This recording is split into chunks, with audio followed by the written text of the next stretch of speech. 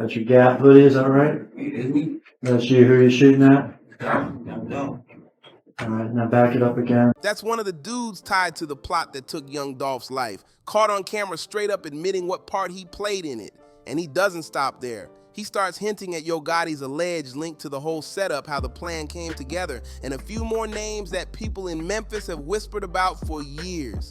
Now the streets are heated because he's cooperating, and from this point on, he might have to look over his shoulder forever. This whole storm starts with the murder that shook the entire city, a killing rooted in a long, ugly feud that had been simmering for years. Memphis isn't the type of place where things stay calm for long, especially when old beef gets mixed with pride, money, and reputation. And even in a city that's had its share of chaos, nothing hit the community the way that day in November did. Memphis, Tennessee, the city where the streets move fast and loyalty can flip in seconds, was stunned when news broke that Young Dolph had been taken out.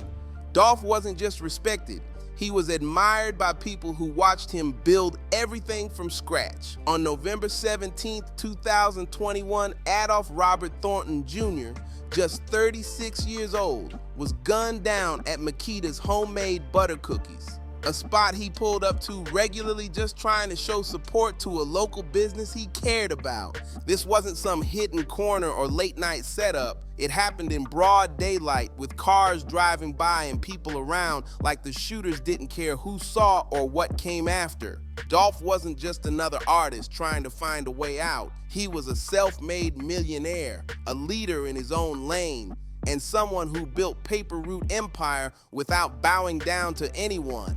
The shooters let off 22 rounds, 22 shots. That wasn't just a hit, that was a statement, a warning, a message meant to echo through the city.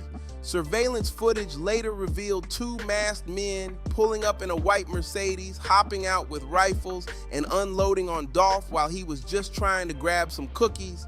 After raining down those shots, they jumped back in the Benz and dipped, leaving Memphis frozen in shock and demanding real answers. Police moved fast because the whole city was watching. Within months, 4 names were dragged into the spotlight. Justin Straight Drop Johnson and Cornelius Smith are the ones accused of pulling the trigger. Hernandez Govan, the man prosecutors say helped put the whole plan together. Jamarcus Johnson, Justin's half-brother, tied to coordinating the getaway and handling the payment flow. But anybody who understands Memphis street politics knew this lineup wasn't the whole picture. There was a feeling in the air, like someone with more power, someone with a bigger motive, was lurking behind the curtain. Someone had enough influence to make something this bold even possible. To figure out how it reached the point of murder, you gotta rewind the clock to one of the most bitter rap feuds Memphis has ever seen. The long-running war between Young Dolph and Yo Gotti. This wasn't just a couple of sneaky disses, this was deep, personal, a mess that stretched across years of tension, crew run-ins, street drama, and violence. Every time their names popped up in the same conversation, the whole city felt the pressure rise like something dangerous was ready to snap. Everything circles back to around 2014 when Dolph was climbing the ranks on his own grind and finally caught Yo Gotti's attention. Gotti, government name Mario Mim, allegedly tried signing him to CMG, which on paper looked like a big money move, but Dolph turned it down flat. He had Paper Route empire, his own vision, his own lane. He wanted ownership, full control, and real independence, and he wasn't giving that up for anybody. Dolph later said that Yo Gotti took that rejection straight to the heart. In 2016, he tweeted that Gotti went from his #1 fan to his #1 hater. And in the streets, when pride gets bruised and business starts mixing with ego, things can heat up fast, sometimes faster than anyone expects. By 2016, the tension wasn't just street talk anymore, it was on wax. Dolph dropped King of Memphis, directly challenging Gotti's status in the city. And then 2017 turned the flame into a wildfire when Dolph released Play With Yo Bitch, a straight-up vicious diss track claiming he messed with the mother of Gotti's child, even using a lookalike actor and wild cover art to take the disrespect even further. In street culture, especially at that level, a move like that isn't something people let slide. And in Memphis, folks don't settle these kinds of issues with just lyrics. There's history, alliances, crews, and pressure that can flip everything into something way more serious, real fast. The whole world never say that when they egging on the beat. When everybody put on a song, everybody egging out, nobody don't be saying that. We feel like that right now. This was the moment the whole situation flipped from rap beef to straight up real life warfare. Memphis is a city built on deep neighborhood ties, long histories, and serious territorial pride. So when somebody gets publicly disrespected, the response can get real fast and real dangerous. In a place like that, words don't always stay words. The first major explosion happened in February 2017 during CIA weekend in Charlotte. On February 25th, somebody lit up Dolph's bulletproof SUV with over 100 shots, a full-blown assault in the middle of a busy event weekend. The only reason Dolph walked away was because he had already invested in serious protection, because surviving something like that wasn't luck, it was strategy. But things didn't calm down. They escalated. 7 months later, in September 2017, Dolph was hit again, this time outside the Loews Hollywood Hotel in Los Angeles. He got shot multiple times and ended up in critical condition, fighting for his life. The situation got so messy that Yo Gotti's name reportedly came up as a person of interest for a moment, though LAPD eventually cleared him publicly. One of Gotti's associates, Corey McClendon, was arrested in connection to the shooting, but he ended up walking free when everything shook out. Even with no convictions, the streets kept talking because too many incidents were lining up too close together for people to ignore. By September 2024, almost 3 years after Dolph was taken, Justin Straight Drop Johnson finally stepped into court, and Memphis was glued to every second of it. People weren't just watching for justice, they were watching because this trial had the potential to shake the entire rap scene and put powerful names under a spotlight they didn't want. Johnson was hit with heavy charges: first-degree murder, conspiracy, and being a felon in possession. Prosecutors didn't walk in empty-handed either. They came stacked with surveillance footage, phone data, location pings, ballistics workups, everything you'd expect in a high-profile case. But the real bombshell didn't come from the evidence table. It came from someone who was standing right next to him in the streets. Cornelius Smith flipped. On the stand, he didn't just admit what went down, he pointed higher up the ladder. Smith claimed the whole hit wasn't something the shooters cooked up themselves. He said it was ordered by someone with real weight: Anthony Big Jook Mims, Yo Gotti's older brother, and a key figure within CMG. That name dropping shook the courtroom and the city at the same time, because bringing Big Jook into it meant this wasn't street-level drama. This was something tied to major power, major influence, and major consequences. Well, since our last interview, Justin Johnson, aka Straight Drop, got sentenced to life in prison for the murder of Young Dolph. Yeah. And in fact, I think they gave him another 50 years. Smith hit the courtroom with a story that made everybody sit up. He testified that Big Jook allegedly put a $100,000 bounty on Dolph's head, a number so big it immediately changed the whole energy of the trial. According to Smith, the money was broken down like this. He and Johnson were each supposed to get $40,000. Hernandez Govan was lined up to get $20,000 for handling the coordination side. And Smith said this wasn't some vague rumor. They allegedly met with Big Jook in person before the murder, talking face to face about what was supposed to happen. That detail sent shockwaves through the courtroom, because in-person meetings mean confidence, not caution. Smith also testified that after the hit went down, they FaceTimed Big Jook to confirm everything was finished. That claim alone made the room tense because it suggested the communication wasn't distant, it was direct. Then came the part that pushed the story even deeper. Smith said someone connected to CMG dropped $50,000 toward his legal fees in 2022, even though he couldn't name exactly who. If that's real, it points to something organized, something structured, something bigger than just a few guys trying to make fast money. It hints at a whole different layer behind the scenes, a layer a lot of people suspected, but nobody wanted to say out loud. Did you know Big Juke? Yeah, Juke was my boy. Oh, that was your friend. Yeah, that was my boy. Well, in the trial, in the Justin Johnson straight drop trial, they say that Juke had a 100K hit on Dolph. But this is where the whole situation started getting real messy.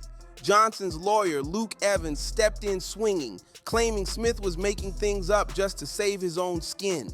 Evans even brought out a letter that he said Smith wrote, where Smith admitted he'd say anything if it meant avoiding a life sentence.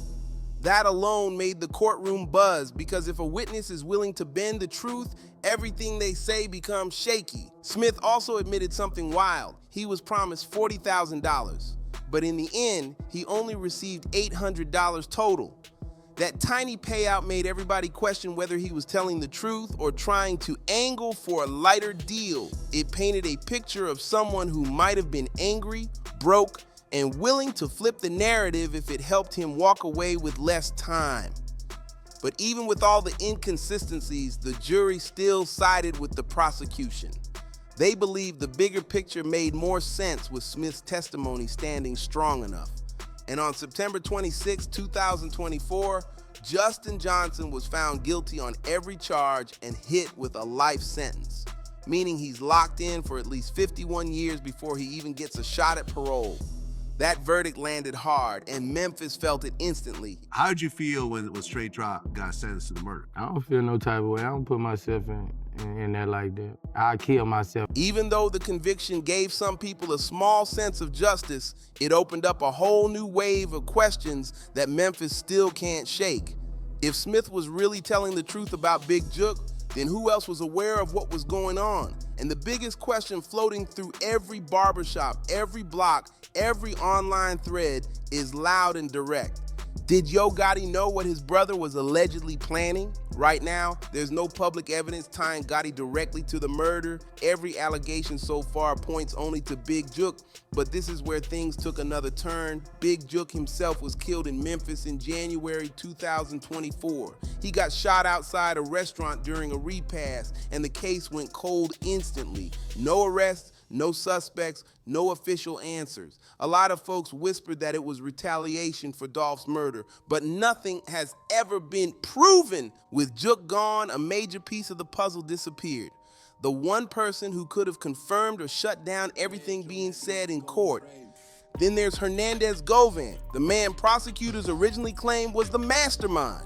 He walked out not guilty in August 2025. He had connections to CMG too. But again, nothing solid tying Gotti himself to the situation. Jamarcus Johnson, Justin's half-brother, took a plea deal and admitted he helped with the escape and handled payments. He also mentioned messages connected to Big Juke, which ended up backing parts of what Smith said. That added another layer to the confusion, because now multiple people were pointing toward the same name. Investigators even took a hard look at Black Youngster, another CMG artist who was tied to the 2017 Charlotte shooting. At one point early in the case, Johnson and Smith hired a lawyer who had represented both Gotti and Youngster, which had the whole city raising eyebrows before the attorney quickly dropped them. Memphis wanted clarity, they wanted closure. But the deeper everyone dug, the more twisted and murky the entire story became. Straight Drop only got $800 for that hit. Can you imagine killing somebody and your reward is a PlayStation and maybe a game or two? You don't know if that's true or not. And then came the part that had everybody scratching their heads. The money situation didn't add up at all. If the bounty was really supposed to be $100,000, how did Smith end up walking away with just $800? That number felt way too small, almost disrespectful, and it made the whole story look shaky. And if someone connected to CMG could allegedly drop $50,000 toward legal fees, why would the actual shooters get hit with low-budget payments? There were a few possibilities floating around. Maybe the $100,000 figure was exaggerated to make the story sound bigger. Maybe the full payment was supposed to come later, but Big Juke passed away before anything could go through. Maybe they held on to the money so there wouldn't be a clean money trail pointing back to anyone higher up. Or maybe, and this is what some people whispered, The whole story was twisted or partly made up so Smith could lock in a better plea deal. No matter which angle you look at, the messy money details make the whole operation feel sloppy. It doesn't match the vibe of some highly organized, professionally funded hit backed by a major music figure. Instead, it raises major doubts about how much of Smith's version was real, how much was stretched, and how much was said just to stay out of a life sentence. It's a messed up situation. It's a messed up situation. And the fact that both, people were getting killed on both sides. There was other shootings and murders that were happening, man. Big Jook's murder in January 2024 added an even darker twist to an already tangled story.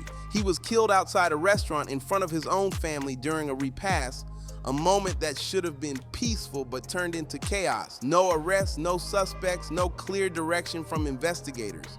A lot of people believe it was retaliation from folks connected to Paper Route Empire, but there's still zero proof to confirm any of it. What is clear is this: Big Jook's death erased the one person who could have finally connected the dots about what really went down behind Dolph's murder. If anyone knew the full playbook, it was him.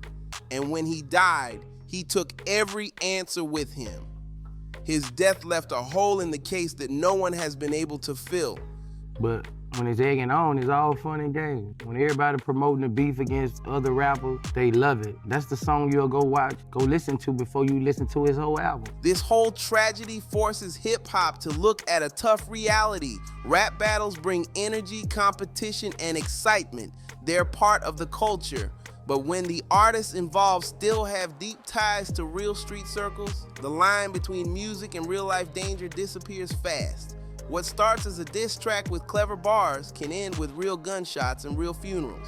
In moments like this, the culture has to face how fragile that line really is, because once it's crossed, the consequences hit hard. Shit, them people slanging iron, like, people hurt for that shit, so that's why I hate that rap beef shit. I hate it, bro. I just hate it. I ain't never seen nothing good come from it. Never. Young Dolph left behind his kids, a whole family that now has to grow up with a hole nothing can ever replace. Big Jook left behind his own grieving people, still trying to make sense of a loss that hit them out of nowhere. And the shooters, they're facing decades, maybe their whole lives stuck behind bars with nothing but time to replay every choice they made. In the end, multiple families were torn apart, all over pride, respect, territory, and a rap feud that spun way past music and turned into real devastation. A chain of decisions that started with lyrics ended in trauma that stretched across the entire city. You know how many people miss Dolph and miss Big Jook, man? It fed a lot of people, bro. We just, we is on the outside looking in, we just think about that shit a couple days and whatever else on social media after that, but they families, they children, they brothers and they cousins, them people hurt for that. And the coldest part, the truth about who really ordered the hit might never be revealed. Young Dolph was a self-made grinder, a community supporter, and a figure Memphis genuinely loved. His death didn't just take a man, it dimmed one of the city's brightest lights, leaving behind questions that still sit heavy on everyone who cared about him. Yes, some justice was served, but the full story stays locked behind silence, death, fear, and secrets that nobody may ever speak out loud. But some records sold that the black man ain't gonna get the money for. And that's the whole breakdown, at least for now. This story is still shifting every week, and the streets are locked in, watching every move like it's the next chapter of a wild saga. Let me know what you think. Who do you believe was really pulling the strings behind the hit? And do you think the full truth will ever step into the light? Drop your take in the comments because the conversation is heating up. Make sure you smash that like button, subscribe to the channel, and share this video with somebody who needs to stay tapped into the real updates. The more voices we get in here, the stronger this community becomes. Stay safe, stay focused, and I'll catch you on the next one. Keep your head up out here because this world moves fast.